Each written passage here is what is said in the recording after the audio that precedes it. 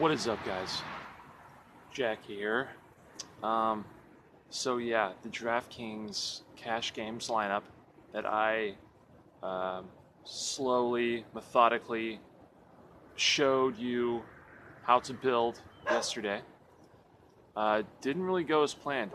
Um, yeah, there were a few things that I guess seemed that turned out a little more risky than I had predicted. So yeah, it was kind of disappointing. You know, didn't win, which I usually do with this strategy, which you'll learn that these techniques I showed you, for the most part, are effective. Uh, but like anything in the sports gambling world, it can be volatile and kind of hard to predict sometimes. So these things are going to happen. So just know that for those of you who are just starting out and you happen to be viewing my videos for any sort of edge, just know that sometimes it doesn't work out for you. So yeah. Anyway, in this next part of the video, I am going to deconstruct the process. We're going to go over the lineup and see where we were right and where we were wrong and where we can improve.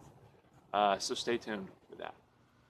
All right, guys, we're going to do a quick review of this lineup, this losing lineup. All right, so Rondo looks like underperformed a little bit, in my opinion.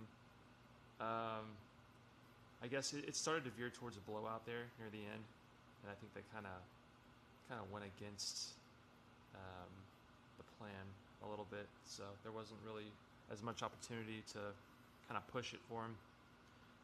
Jonathan Simmons turned out really well, pretty much just like I had predicted, taking advantage of that mismatch there. Beasley, Hornacek is known to be very stingy with his minutes. I should have known.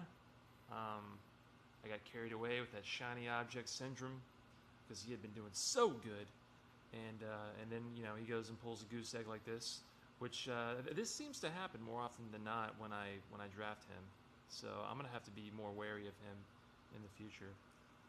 Olenek, slightly under what I was predicting. I don't know. I was thinking somewhere closer to 30. I just think, based on his increased production the past couple of weeks or so, I think that I just think he should have performed a little bit better there.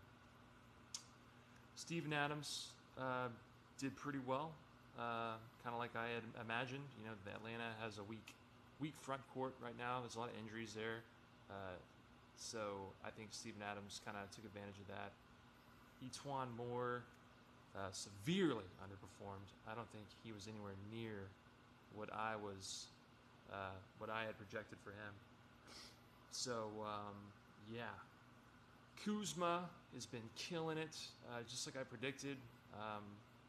He's really starting to emerge, I think, as the number one option for the Lakers right now, and he plays really good against the elite teams. So that was a no-brainer there.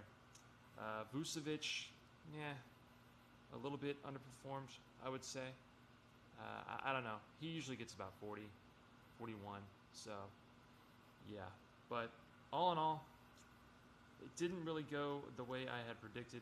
But as you can see, there were some good plays in there. And, a few not so good. But that's all part of it, guys.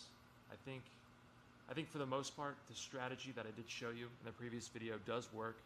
If you stick with it, you're going to win more often than not. So, yeah. Anyway, if you found this to be of value to you, please like this video. Comment in the sections below. Let me know your opinions, what your approach is. Maybe we can compare, contrast. And feel free to subscribe, tap that little bell, and tell all your friends about me. Thanks a lot, guys.